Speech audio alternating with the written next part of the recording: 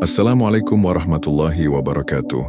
Saudaraku yang dirahmati Allah, pernahkah kita duduk sendiri dalam gelap malam, lalu diam-diam bertanya dalam hati, apa yang akan terjadi pada diriku saat nyawaku tercabut nanti?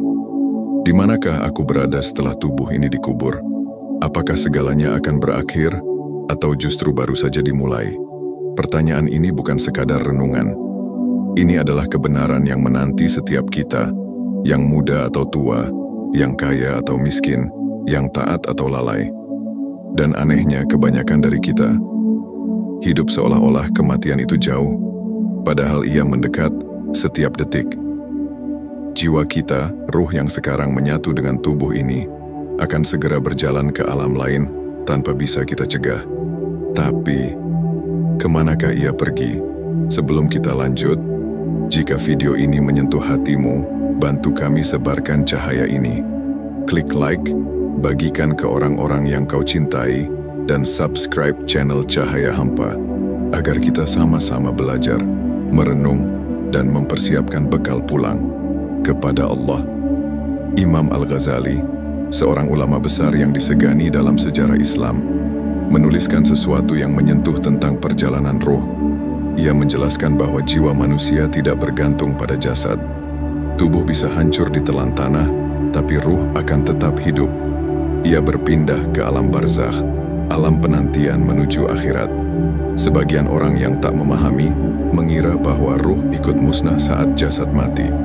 Padahal Al-Quran dengan tegas menyebut, jangan kamu pikir orang yang terbunuh di jalan Allah itu mati. Tidak, mereka hidup, bahagia dengan kehadiran Tuhan mereka dan dalam limpahan karunia-Nya.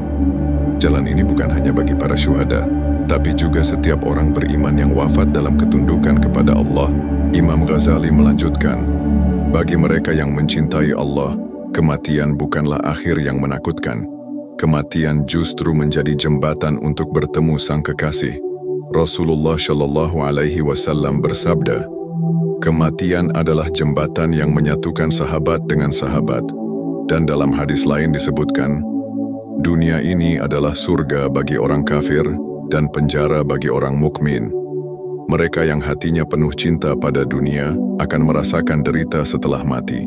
Rasulullah menjelaskan, orang-orang kafir disiksa oleh 99 ular yang masing-masing memiliki 9 kepala. Namun Imam Ghazali menjelaskan, ini bukan sekadar ular secara fisik, melainkan simbol dari sifat-sifat jahat yang menetap di jiwa mereka.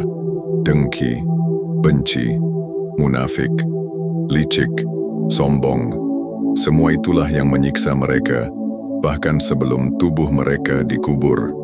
Pernahkah kita merenung, berapa banyak kebencian yang kita pelihara, berapa banyak dengki yang kita biarkan tumbuh di dada?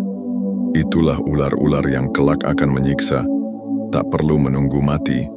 Bahkan saat hidup pun, jiwa kita sudah lelah karena itu semua. Imam Ghazali juga menuliskan bahwa para sufi yang telah sampai pada ekstase ruhani pernah melihat surga dan neraka secara langsung. Ketika mereka kembali sadar, wajah mereka menunjukkan tanda-tanda kebahagiaan luar biasa atau ketakutan yang sangat dalam.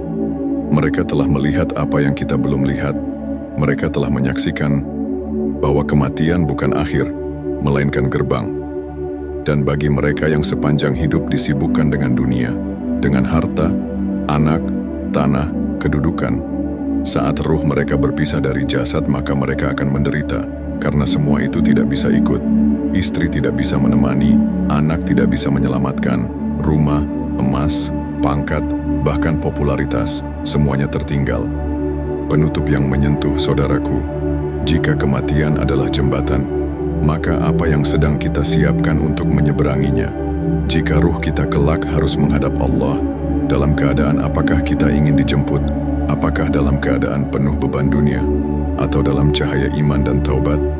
Masih ada waktu, masih ada harapan, masih ada kesempatan untuk kembali. Mari kita isi hari-hari kita dengan taubat, zikir, salat, sedekah, dan kebaikan. Sebab ketika ruh kita terlepas dari jasad, hanya satu hal yang akan menemaninya, amal baik. Semoga Allah beri kita husnul khatimah. Semoga Allah terangi alam kubur kita dengan cahaya rahmat-Nya. Dan semoga Allah izinkan kita berjumpa dengannya dalam keadaan ridha dan diridai. Jangan lupa like, share dan subscribe channel Cahaya Hampa. Sampai jumpa di video berikutnya. Wassalamualaikum warahmatullahi wabarakatuh.